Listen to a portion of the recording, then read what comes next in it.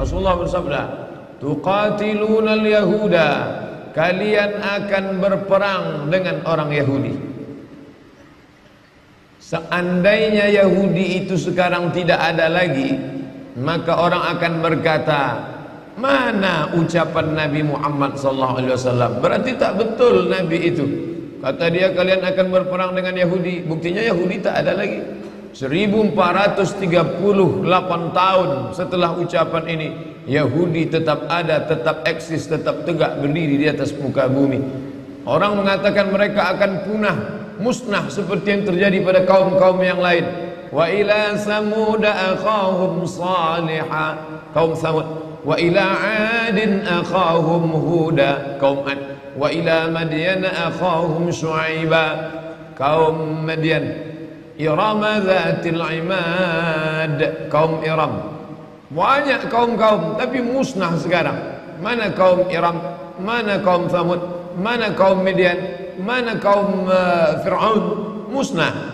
Tapi Israel tetap masih bertahan sampai hari ini.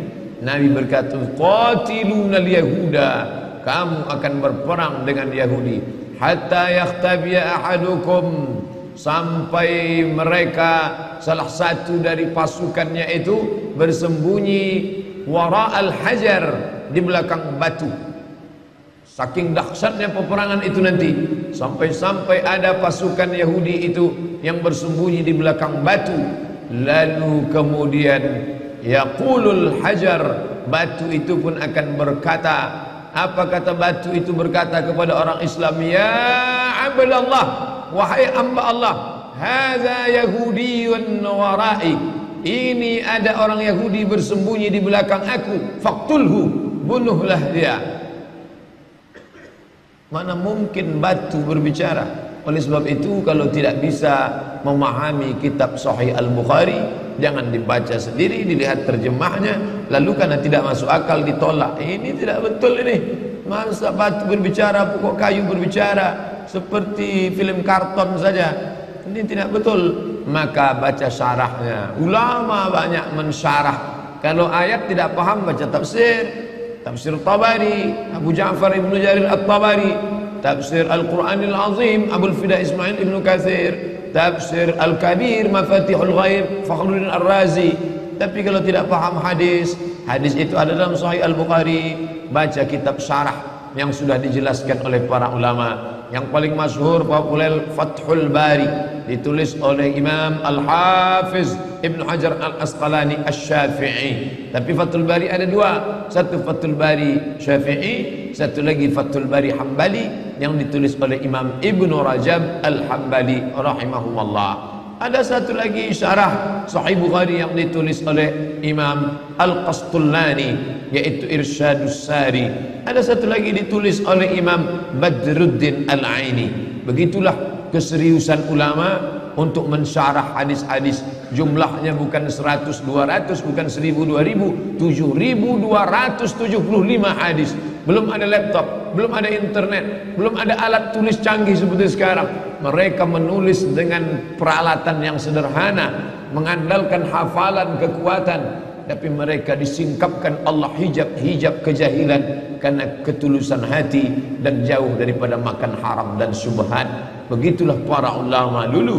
Bahkan sampai generasi hari ini, orang-orang tetap memperdulikan hadis. Termasuklah kita subuh ini, rasa cinta kita kepada hadis Nabi, kita kaji salah satu dari yang ada dalam kitab Sahih Al-Bukhari.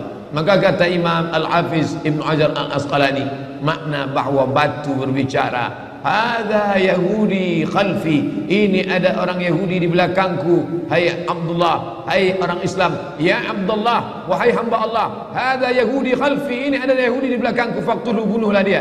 Maka makna ucapan itu artinya tidak ada satupun tempat persembunyian orang Yahudi. Tak ada manfaatnya dia berada di belakang batu, di belakang pokok kayu, karena semuanya akan tersingkap terbuka. Saat itu semuanya akan binasa.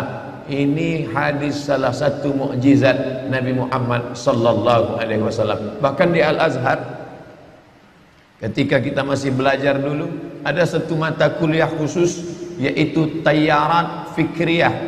tayarat, aliran-aliran fikriyah, pemikiran. Ada aliran sekuler, ada aliran liberal, ada aliran sosialisme, ada aliran komunis, dan ada satu aliran khusus yang dikaji selama satu semester, yaitu aliran yang disebut dengan Sahyuniyah atau Zionis. Mereka bukan sekedar agama, tapi juga dia adalah politik.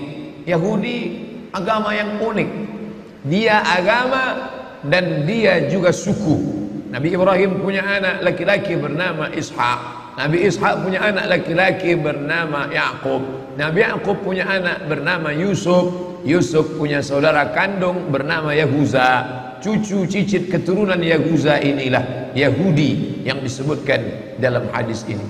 Lalu kemudian cucu cicitnya ini berkembang biak sampailah hari ini, dan mereka menjadi satu suku besar, dan mereka tidak ada Yahudisasi. Kalau Kristen ada Kristenisasi, yang non Kristen diajak masuk ke dalam agama Kristen, tapi Yahudisasi tidak terjadi karena Yahudi tidak menerima orang selain Yahudi. Andai bapaknya Yahudi pun akan dilihat maknya Yahudi atau tidak. Maka ketika negara Israel terbentuk, orang-orang Yahudi dari seluruh dunia pulang kembali, yang mereka sebut sebagai Ardul Mi'ad, tanah yang dijanjikan oleh Tuhan. Lalu kemudian mereka periksa satu persatu, berapa banyak Yahudi menikah dengan orang Rusia, berapa banyak Yahudi menikah dengan orang Eropa. Maka anaknya tidak diakui karena ibunya bukan Yahudi. Dan ada satu lagi Yahudi di Afrika, ramai-ramai Yahudi Afrika datang, ini pun tidak diakui karena Yahudi putih, tiba-tiba ada Yahudi hitam. Tapi yang dimuliakan Allah Subhanahu wa ta'ala. Oleh sebab itu mereka agama sekaligus juga suku. Kalau kita, kamu sukunya apa? Sukunya Melayu, agama Islam. Kamu suku apa? Suku Batak, agama Islam. Kamu suku apa? Suku Minangkabau, agama Islam. Mereka tidak. Suku Yahudi, agama Yahudi. Lalu kemudian suku dan agama ini berpikir tentang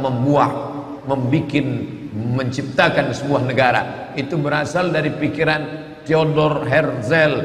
Theodor Herzl, seorang wartawan Yahudi, berpikir ketika dia melihat ada negara besar, negara itu bernama Serbia, yang pernah membantai umat Islam di Bosnia atas nama Slobodan Milosevic, negara Eropa, negara Rusia yang besar waktu itu bernama Serbia.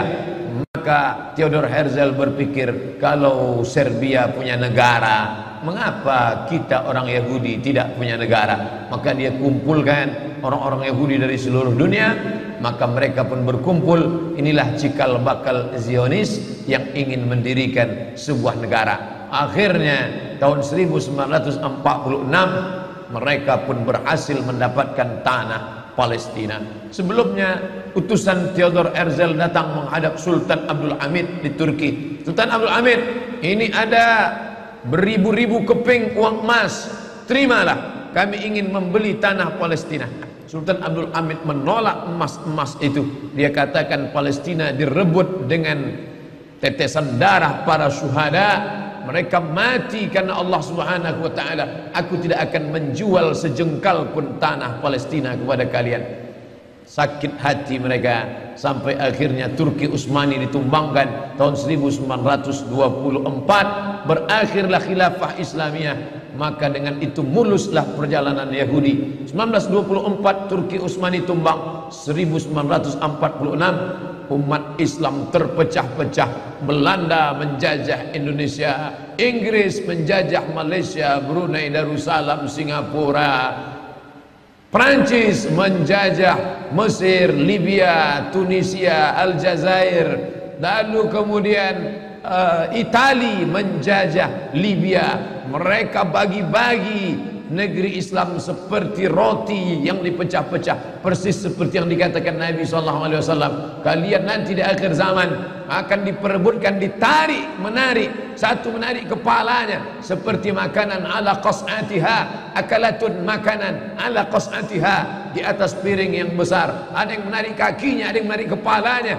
Aqillatun nahnu yawma idzin ya Rasulullah. Mereka merebut kami apakah kami waktu itu sedikit ya Rasulullah? Lah, kata Nabi, tidak. Bal antum katsirun, kalian ramai, kalian banyak.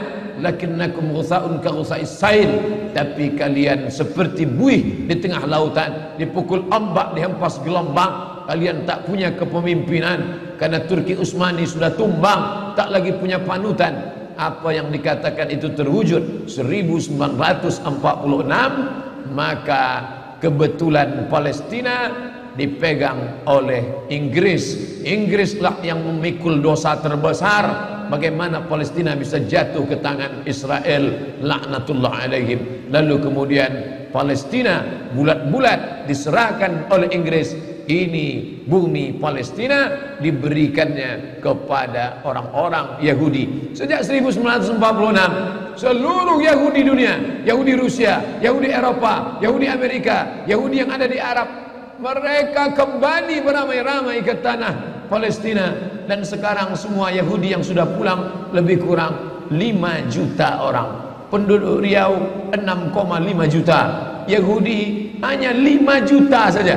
Tapi mereka menguasai ekonomi, perfilman, hiburan. Anak-anak kita menonton film karton, sinetron, horor, film perang. Siapa yang memproduksinya? Warner Bros.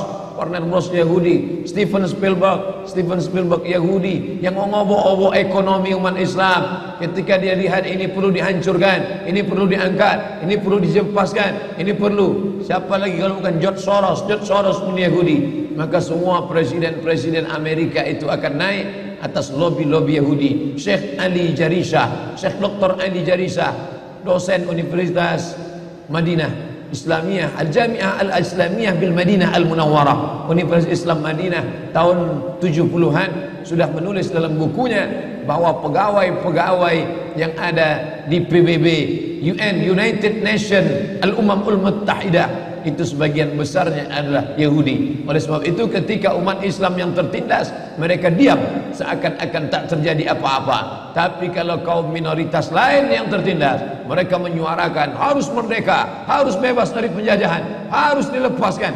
Tapi kalau umat Islam, mereka diam, mereka sepi daripada komentar. Kenapa? Karena tidak ada kepentingan di dalamnya. Apa itu yang dimuliakan Allah Subhanahu wa taala? Seorang warga negara Perancis, alirannya sosialis komunis, tapi kemudian Allah lembutkan hatinya, maka dia masuk Islam. Dan dia inilah yang mengungkapkan, menuliskan bahwa Zionis menguasai Palestina.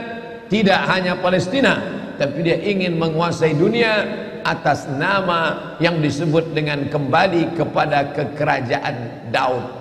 Daud yang kita yakini bukanlah seperti yang mereka katakan.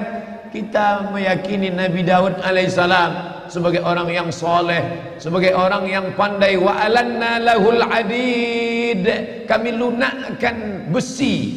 Maka Nabi Daud alaihissalam mengambil besi, lunak besi itu di tangan Nabi Daud alaihissalam, lalu dibentuknya menjadi baju besi. Baju besi itu dijualnya.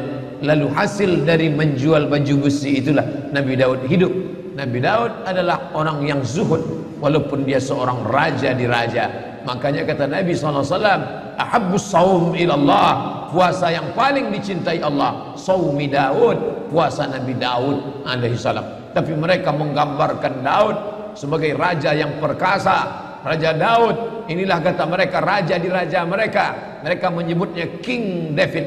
King David lahir punya anak laki-laki bernama King Solomon. Kita menyebutnya Sulaiman alaihissalam. Tapi bukanlah seperti namanya sama, tapi kepribadian yang berbeda. Mereka menampilkan sebagai raja yang beringas, raja yang brutal. Sedangkan Allah Ta'ala menceritakan Nabi Sulaiman sebagai orang raja, nabi yang lembut. Sampai-sampai dia menahan pasukannya, jangan kalian lewati tanah ini, karena aku mendengar ada suara lembut. Ya ayyuhan namun udkhulu masakinakum, hai para semut-semut, masuklah kalian ke sarang kalian, agar supaya jangan sampai pasukan Sulaiman menginjak perut kalian. Yahtimannakum junud, jangan sampai pasukan Sulaiman menginjak kalian. fatabassama dhahika. Nabi Sulaiman tersenyum. Begitulah hebatnya kekuasaan Sulaiman, begitulah hebatnya ilmu Nabi Sulaiman. Sampai-sampai semut pun tak ada yang terinjak, tak ada perut semut yang pecah. Tapi mereka menggambarkan Sulaiman sebagai raja yang brutal, yang beringas, dan mereka ingin mengembalikan lagi kerajaan ini. Mereka katakan bahwa ada 5 yang mereka nanti-nantikan, yang harus mereka lakukan, karena akan turun Mesias, sang juru selamat, yang mereka nanti-nantikan sejak zaman nenek moyang mereka dulu. Mereka membangun ini berdasarkan keyakinan yang mendalam, walaupun keyakinan itu diambil dari mitologi, mitos semata. Mitos pun ternyata kalau diyakini seyakin-yakinnya bisa membangkitkan semangat yang luar biasa. Mereka meyakini bahwa mereka adalah manusia-manusia pilihan Tuhan. Mereka menyebut dirinya dalam bahasa Arab Asy-Sya'bul Mukhtar. Sya'bu, bangsa, Mukhtar, pilihan Tuhan. Satu-satunya bangsa pilihan Tuhan hanya kami. Yang lain ini bukan pilihan Tuhan. Kami adalah pilihan Tuhan yang akan menguasai dunia. Selain kami nanti akan menjadi ghaib. Ghaib artinya keledai tunggangan. Hanya sebagai keledai tunggangan saja untuk mencapai tujuan. Mereka bisa berkawan dengan Eropa, mereka bisa berkawan dengan Amerika, mereka bisa berteman dengan Arab, tapi mereka menganggap itu hanya keledai tunggangan yang akan ditunggang mencapai tujuan. Begitu tujuan sampai, mereka akan menyembelih, membunuh, memanah, menembak orang-orang yang dijadikan sebagai keledai tunggangan ini. Lalu kemudian mereka akan menguasai dunia. Dia tuliskan langsung di petanya. Biasanya kalau pasukan musuh ingin menghantam negeri kita, dia akan simpan rahasia ini baik-baik. Tapi Yahudi tidak begitu. Dia langsung tuliskan di benderanya. Perhatikan bendera Yahudi.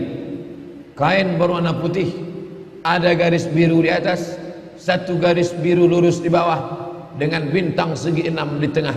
Apa makna simbol ini? Ini penuh dengan makna. Garis biru di atas sungai Nil, garis biru di bawah sungai Efrat. Itu adalah batas kerajaan yang akan mereka dirikan. Sungai Nil di atas, sungai Efrat di bawah. Artinya mereka akan menguasai Asia, Afrika. Sungai Nil Afrika Utara, Mesir. Sungai Efrat Asia, Irak. Mereka akan membuat negara Greater Israelian yang disebut dengan Israel Raya, Israel Agung, yang batasnya dari 2 sungai, sungai Nil dan sungai Efrat. Oleh sebab itu jangan heran ketika kedutaan Yahudi, kedutaan Israel ingin dibuka di Kairo, dia tidak mau membuat kedutaan Israel di dalam bagian sungai Nil, tapi dia ingin buat di luar. Orang yang tidak memperhatikan ini biasa-biasa saja, tapi bagi yang memperhatikan, dia tidak mau buat di dalam, karena dia menganggap kalau kami buat kedutaan di dalam, berarti ini memang sudah war negeri kami. Orang akan membuat kedutaan di luar negerinya, bukan di dalam negerinya. Maka antara sungai Nil dengan sungai Efrat, dia buat kedutaan di luar, karena dia ingin menunjukkan inilah negeri kami. Secara pikiran dia sudah mengatakan Mesir adalah negeri kami, hanya belum masanya saja. Maka dari mulai Mesir sampai ke Irak, hitung berapa negara: Yordania, Palestina, Suria, Lebanon, Irak, Saudi Arabia sebagian, Sudan, dari mulai Afrika Utara sampai ke Asia. Itu adalah negeri-negeri kami, negeri yang dijanjikan oleh Tuhan. Ardul Mau'un, negeri yang dijanjikan kalian akan kembali ke sana. Menurut mitologi, mitos, pikiran mereka. Tapi mereka meyakininya. Mereka meyakini akan turun Nabi terakhir, Mesias, yang dijanjikan oleh Tuhan mereka. Tapi Mesias itu tidak mau turun sebelum dia melihat ada 5 perkara. Ada 5 hal yang ditunggu, barulah Mesias itu turun. Dan mereka menyiapkan itu dengan persiapan yang sematang-matangnya. Yang pertama, Mesias baru mau turun kalau seluruh Yahudi kembali ke bumi yang dijanjikan. Dan mereka betul-betul kembali ke bumi yang dijanjikan itu. 1946 mereka berusaha sekuat mungkin, bagaimana supaya kita bisa kembali. Yang penting balik kampung, yang penting kita balik ke negeri kita, karena Mesias tidak mau turun kalau kita tidak bisa kembali. Berusaha sekuat tenaga, jumpai sultan-sultan Islam yang bisa dibeli, tapi umat Islam tidak bisa dibeli. Iman mereka terlalu mahal untuk dibeli. Mereka sudah menjual nyawa mereka, diri mereka. dalam kuasa Allah Subhanahu wa taala, karena mereka yakin innallaha ashtara minal mu'minin, Allah sudah membeli dari orang mukminin amwalahum, harta mereka, wa anfusahum, nyawa mereka, bi anna lahumul jannah, mereka sudah dibeli dengan surga. Nyawa yang ada dalam dirimu bukan milikmu, hartamu, mobilmu, rumahmu bukan punyamu, itu semua punya Allah. Sudah lama dibeli Allah, sebelum kau lahir ke dunia sudah dibeli Allah. Dibeli dengan apa? Dengan surga. Barang yang sudah dijual tidak boleh dijual dua kali. Diri yang sudah dijual kepada Allah, harta yang sudah dijual kepada Allah, maka tidak boleh dijual lagi kepada manusia. Raja-raja, sultan-sultan Islam tidak mau menjual, tapi mereka licik. Mereka gunakan anak bangsa umat Islam yang kulitnya sama dengan kita, yang wajahnya sama dengan kita, yang bahasanya sama dengan kita. Mustafa Kemal Atatürk bukan orang Yahudi, bukan orang kafir, orang Islam. Bahasanya bahasa Turki, wajahnya wajah Turki, tapi dia yang menggulingkan kesultanan Turki. 1924 berakhir khilafah Islamiyah, lemah umat Islam. Di saat itulah mereka mengambil, mencaplok, lalu kemudian akhirnya mereka kembali beramai-ramai. Mengapa mereka kembali ke tanah yang tandus ini? Bukankah mereka sudah hidup nyaman, enak di Eropa, Inggris, Prancis, Belanda, Jerman? Hampir di setiap negeri ini ada Yahudi. Kenapa mereka mesti kembali? Karena mereka meyakini ini adalah tanah yang dijanjikan oleh Tuhan. Mereka menyebut nenek moyang mereka itu Israel. Isra artinya hamba, El Tuhan. Israel hamba Tuhan, hamba pilihan Tuhan. Tapi Israel punya makna lain. Isra musari El lillah. Israel musari lillah, orang yang pernah bergulat dengan Tuhan. Kata mereka, nenek moyang kami itu hebat. Kita mengatakan nenek moyang orang Melayu hebat, nenek moyang orang Makassar hebat, bisa mengendarai samudra yang luas, bisa diseberanginya dengan perahu pinisi. Nenek moyang orang Minangkabau hebat, kami para perantau hanya sebatas itu saja. Mereka di atas itu lagi, nenek moyang kami hebat. Apa hebatnya? Pernah bergulat dengan Tuhan dan Tuhan kalah. Tuhan kalah ketika bergulat dengan nenek moyang kami. Dan akhirnya ketika Tuhan kalah, lalu Tuhan pun memberikan hadiah. Hai Israel, aku kalah bergulat dengan engkau, maka sebagai kompensasinya aku berikan kepada engkau inilah tanah. Itulah dia tanah Palestina. Dan mereka meyakini itu setengah mati. Ustadz ngomong begini sumbernya dari mana? Judul bukunya Ad-Diyanah Al-Yahudiyah, Tarikh Ad-Diyanah Al-Yahudiyah, sejarah agama Yahudi, ditulis oleh seorang penulis ulama besar Mesir, pakar Yahudi, penerjemah Abdul Somad. Kebetulan saya menerjemahnya tahun 2009. Sampulnya warna hitam. Bagi jamaah yang ada di Jakarta, harap segera cari buku ini, yaitu diterbitkan oleh Pustaka Al-Kautsar Jakarta. Artinya mereka dengan keyakinan yang penuh, kami adalah hamba-hamba bangsa-bangsa pilihan Tuhan. Itulah mengapa mereka ramai-ramai. Orang berpikir heran, apa yang mereka kejar ke Palestina? Andai ada orang ingin merebut Irak, masuk akal. Merebut Irak karena banyak sumur-sumur minyak. Andai ada mau ekspansi ke Kuwait, masuk akal, karena sumur minyak di Kuwait banyak. Kenapa kembali ke Palestina? Ada apa? Tanah yang tandus, tanah yang kering kerontang. Mereka ingin membuat sebuah negara dengan keyakinan akan turun Mesias, sang juru selamat yang dijanjikan oleh Tuhan, dengan syarat orang-orang Yahudi mesti kembali ke negeri yang dijanjikan Tuhan. Yang kedua, Mesias sedang menunggu. Mesias melihat ke bawah. Kalau dia tengok di bawah masih banyak gurun pasir, dia tidak mau turun. Dia ingin melihat hijau. Kalau sudah dibentang karpet hijau, baru dia turun ke bawah. Maka yang dimaksud dengan hijau itu adalah ditanami tanaman-tanaman hijau, penghijauan yang luar biasa. Dan ketika Israel masuk ke Palestina, mereka ambil tanah itu, mereka hancurkan rumah orang Islam, mereka buat tembok panjang. Penjara terbesar dan terpanjang di dunia adalah Palestina. Mereka kurung orang Palestina. Mereka buat tembok beton yang tinggi, panjangnya 700 km lebih. Dari Pekanbaru kita lihat, Anda menuju Medan Sumatera Utara, 600 km. Mereka membuat tembok tinggi 700 km. Bayangkan, umat Islam terisolir dan mereka tanami hijau-hijau. Makanya Allah berkuasa, Allah mau tunjukkan kuasa, lalu Allah buat tanaman hijau itu menyala. Dalam pokok yang hijau itu menyala beberapa bulan yang lalu. Heran orang, Allah mau menunjukkan kekuasaannya. Kalian tidak mau tolong Palestina, aku yang akan menolongnya. Tanaman yang hijau yang mereka tanam itu tiba-tiba terbakar. Tidak ada yang bisa mematikannya. Sampai-sampai reporter wartawan Amerika mengatakan, tidak ada yang bisa mematikan kebakaran ini kecuali Tuhan, karena Dia yang membakarnya. Bapak Ibu yang dimuliakan Allah Subhanahu wa taala, tanaman apa yang mereka tanam? Persis yang dikatakan Nabi sallallahu alaihi wasallam, syajaratul gharqad, pohon gharqad, bentuknya seperti pinus, tinggi, memanjang. Lalu kemudian Bapak Ibu nanti tulis saja, yang ingin tahu bagaimana bentuk pohon gharqad, tulis saja www.google.com. Lalu tulis di sana alif lam ghain ra qaf dal al gharqad, enter, muncul gambar pohon gharqad. HP saya tak bisa tulis Arab Pak Ustaz, belum masuk Islam. Cara mengislamkannya, Play Store, klik. Setelah buka Play Store, pilih Arabic Keyboard. Setelah keluar Arabic Keyboard, pilih Arabic Smart Keyboard. Smart Keyboard Arabic. Habis itu setupkan ke HP. 5 menit, geser, langsung berubah, bisa tulis Arab. Alif lam ghain ra qaf dal, enter, pilih image, muncul gambar pohon gharqad. Gimana? Sudah nampak?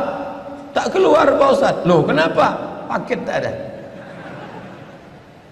Sekarang mudah belajar. Dulu kami sekolah, ketika mau tahu gimana pohon sidir, kalau mau memandikan jenazah, ambil beberapa helai daun sidir, lalu digiling, dimasukkan ke air.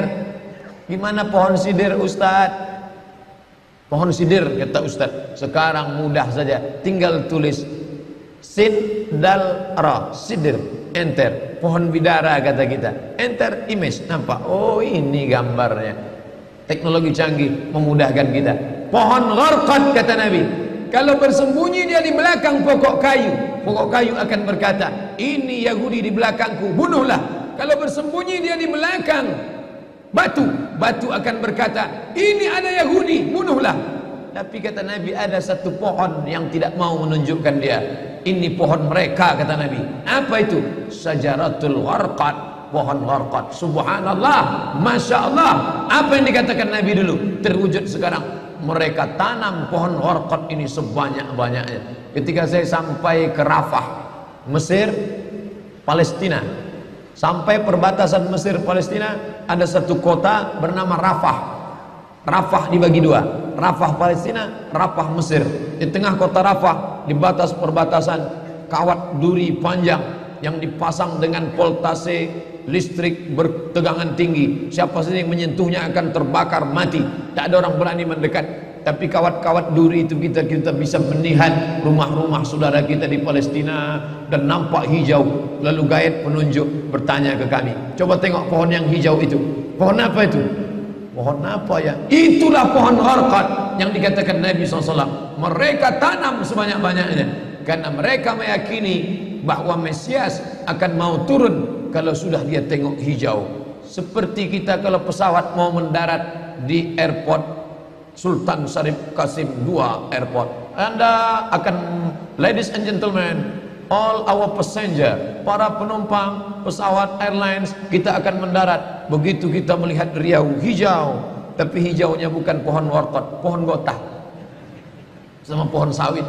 Begitu juga kalau kita mau mendarat di Batam, kita lihat hijau ke bawah. Begitu jugalah Mesias akan turun ke bawah kalau dia melihat sudah hijau semua, karena mereka meyakini, amat sangat meyakini itu. Mereka menanam pohon gharqad itu. 3. Kapan Mesias akan turun? Mesias akan turun kalau Babilonia dibantai terus. Makanya mereka punya program bantai Babilonia, hancurkan Babilonia. Kenapa mereka marah dengan Babilonia? Karena Raja Babilonia pernah menghancurkan kekuasaan mereka. raja Babilonia yang mereka maksud adalah Nebukadnezar. Nebukadnezar raja Babilonia menghancurkan kerajaan nenek moyang mereka. Mereka punya dendam kesumat yang luar biasa. Salah satu sifat Yahudi, dendam kesumat yang tak pernah mati. Walaupun sudah terjadi ratusan tahun, ribuan tahun lalu, tetap anak cucunya sekarang dendam. Hantam Babilonia, hantam Babilonia. Karena Babilonia negerinya Nebukadnezar, anak cucunya mesti dihancurkan. Mana Babilonia itu? Babilonia adalah Irak. Makanya setiap naik presiden Amerika yang didukung oleh Yahudi, mereka akan membantai Babilonia, Irak. George Bush naik, apa yang dilakukan George Bush? Membantai Irak. George Bush Junior, anak George Bush naik, apa yang dilakukan George Bush Junior? Membantai Irak. Naik Obama, apa yang dilakukan Obama? Membantai Irak. Kenapa yang sekarang ini, siapa namanya? Donald Trump. Payah mengingat nama orang kafir. Kenapa Donald Trump tak membantai Irak? Karena Irak sudah hancur babak belur, tak perlu lagi dibantai. Sumur-sumur minyaknya sudah punya kita. Negeri itu sudah menjadi negeri boneka, hancur lebur. Saddam Hussein barulah orang paham. Dulu kita terikut-ikut dengan kata-kata mereka di Reuters. Saddam Hussein raja yang zalim, Saddam Hussein orang yang jahat, Saddam Hussein. Tapi begitu Saddam Hussein digantung, apa kata dia di tiang gantungan? Allahu Akbar, patah lehernya, mati Saddam Hussein, meninggal dunia. Sekarang orang baru sadar, ternyata Saddam Hussein menyelamatkan negeri itu daripada orang-orang yang jahat. Sekarang apa yang terjadi? Saudara kita yang beberapa bulan bersama kita di Masjid Raya Senapelan, kalau Bapak ingat, ayahnya, anaknya, ibunya, adik-adiknya tak sanggup lagi tinggal di Baghdad. Kenapa? Kami dibantai oleh Syiah, kami dibantai oleh Amerika, kami sampai lari mendapatkan suaka politik. Sampai hari ini masih ada sebagiannya tinggal yang Sunni, yang Syiah dengan berbagai macamnya. Apa maknanya? Mereka membantai Babilonia. Lalu orang mengatakan ini kan ekspansi politik, ini kan karena sumur minyak. Ada betulnya, tapi lebih daripada itu adalah mereka memiliki keyakinan yang luar biasa bahwa Mesias akan datang kalau Babilonia dihancurkan. Ustadz baca analisa ini dari mana? Kami belajar buku ini 6 bulan di Al-Azhar, satu mata kuliah, dan saya paling suka mata kuliah ini karena mengaitkan antara ayat Al-Quran dengan hadis Nabi. Kalau kita suka mata kuliah itu, kita ingat isinya, kita ingat orang yang mengajarnya. Saya masuk Al-Azhar 1998, hari ini 2017, 19 tahun yang lalu. Kalau saya pejamkan mata saya, masih ingat saya Syekh Dr. Fargallah yang mengajarkan mata kuliah ini. Dengan semangat dulu dia di lokal mengatakan, anak-anakku sekalian, beginilah mereka akan menguasai umat Islam, negeri Palestina. Semangat Syekh Fargallah. Saya tak tahu apakah dia masih ada atau tidak, tapi pahala akan tetap mengalir baik beliau hidup maupun sudah meninggal dunia. Kenapa? Saya sampaikan kepada Bapak Ibu sampaikan kepada anak menantu, sahabat, kerabat, tetangga, mengerti keadaan kita zaman sekarang. Jangan sampai dikatakan Palestina bukan urusan kita. Ini kan masalah politik. Indonesia ya Indonesia, Palestina ya Palestina. Antum tidak mengerti masalah dunia. Palestina adalah masalah umat Islam. Subhanalladzi asra bi'abdihi, maha suci Allah yang sudah memperjalankan hambanya minal masjidil haram, dari masjidil haram, ilal masjidil aqsa, masjidil aqsa, masjidil aqsa Palestina. Kita yang tertulis dalam kitab suci kita bahwa kita punya ikatan emosional, kenapa kita tidak yakin itu? Yahudi ajarannya dibuat-buat, ajarannya mitos, tapi mereka punya keyakinan yang luar biasa. Mereka rebut negeri itu, mereka kuasai, mereka hancurkan negeri musuh. Atas dasar apa? Keyakinan bahwa Mesias akan datang. Yang kelima, apa yang mereka lakukan untuk Palestina? Mereka meyakini ada Temple of King Solomon, tempel, kuil King Solomon, Raja Sulaiman. Datang pula orang Indonesia latah, dikatakannya Sulaiman ini kerajaannya bukan di Palestina, di Yogyakarta, Sleman. Kata dia, King Solomon itu punya tempel kuil, dan Temple of King Solomon letaknya pas di bawah Al-Masjidil Aqsa. Apa maknanya? Mereka mengeruk setiap hari bulldozer, traktor, ekskavator, terus mengeruk keliling Masjidil Aqsa. Mereka ingin meruntuhkan Masjidil Aqsa. Tulis Temple of King Solomon, enter, pilih image, tampak gambar replika. Inilah kerajaan Sulaiman yang ada di bawah Masjidil Aqsa. Akan mereka naikkan. Mereka sudah bangunkan rumah kecil replikanya, seperti orang Riau membuat rumah replika, rumah Melayu Kampar, rumah Melayu Siak, rumah Melayu Bengkalis. Di mana rumah itu? Di Purna MTQ. Anak-anak kita kalau mau tahu bagaimana rumah Melayu Kampar, bagaimana rumah Melayu Siak, bagaimana rumah Melayu Pelalawan, pergi ke sana. Sebagiannya ada, sebagian tak ada, entah kemana perginya. Tapi mereka membuatkan itu. Inilah dia replika kerajaan Temple of King Solomon. Artinya apa? Mereka ingin menghancurkan Al-Masjidil Aqsa berkeping, sampai akhirnya disitulah nanti kemarahan umat Islam. Entah marah entah tidak, melihat gayanya tak marah. Mau kalian hancur-hancurkanlah. Banyak lagi urusan kami sibuk dengan ini. Tapi akan ada hamba-hamba Allah. La tazulu fi ummati ta'ifatun min ummati. Akan tetap ada sekelompok umatku yang memperjuangkan agamaku, kata Allah Subhanahu wa ta'ala. Yang terakhir, yang kelima, akan turun Mesias. Kapan itu terjadi? Ketika terjadi perang besar. Sebetulnya dalam agama Islam sudah dituliskan yang dimaksud dengan Mesias itu siapa. Kata Imam Al-Hafiz Ibnu Hajar Al-Asqalani dalam Fathul Bari, yang dimaksud dengan yang dinanti-nanti mereka itu adalah Dajjal. Dajjal itulah sesungguhnya yang sedang mereka nanti. 70,000 Yahudi wara'ad Dajjal. Ada 70.000 Yahudi yang akan berada di belakang Dajjal ketika dia turun nanti. Makanya tiap hari, tiap petang kita berkata, Allahumma inni a'udzubika min adzabi jahannam wa min adzabil qabri wa min fitnatil mahya wal mamat wa min syarri fitnatil masihid Dajjal. Dajjal itulah yang sedang mereka tunggu. Dajjal itulah yang sedang mereka nanti-nantikan. Kita menantikan kedatangan, dia pun juga menantikan akan kedatangannya. Bedanya apa? Mereka meyakininya dengan semangat mereka luar biasa. Mereka bangkit. Umat Islam percaya. Padahal tiap hari dia katakan sebelum salam, Allahumma inni a'udzubika min adzabi jahannam wa min adzabil qabri wa min fitnatil mahya wal mamat wa min syarri fitnatil masihid Dajjal. Tiap hari dikatakan, tiap hari diucapkan. Tapi dalam hati, betul tak Dajjal ini datang? Entah iya entah tidak. Mereka yakin Dajjal akan datang, tapi mereka katakan itulah pemimpin kami, itulah Tuhan kami, itu adalah jelmaan daripada Tuhan kami, itu yang akan menghancurkan dunia, dia akan menjadi panutan kami. Kita berkata itu musuh kami, tapi kita pun ragu entah musuh entah tidak.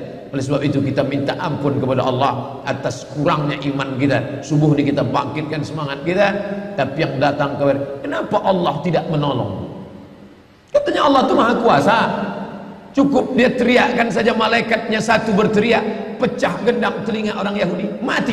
Cukup dia tiupkan angin sejuk, terhirup, mati. Kenapa tidak dia matikan saja Yahudi itu? Datang Syekh Muhammad Jibril, Syekh Dr. Muhammad Jibril, Syekh Profesor Dr. Muhammad Jibril, dosen tafsir Al-Azhar.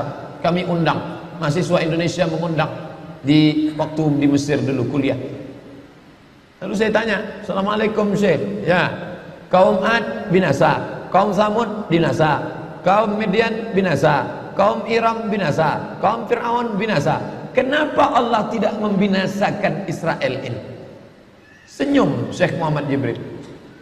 Apa kata dia? Ya beni, anakku, seandainya Allah membinasakan Israel ini, lalu apa yang tersisa untukmu? Ditunjuknya saya. Seandainya Allah membinasakan Israel ini, lalu apa yang tersisa untukmu? Terdiam saya. Allah sengaja sisakan ini sebagai medan jihad kita menolong agama Allah Subhanahu wa ta'ala.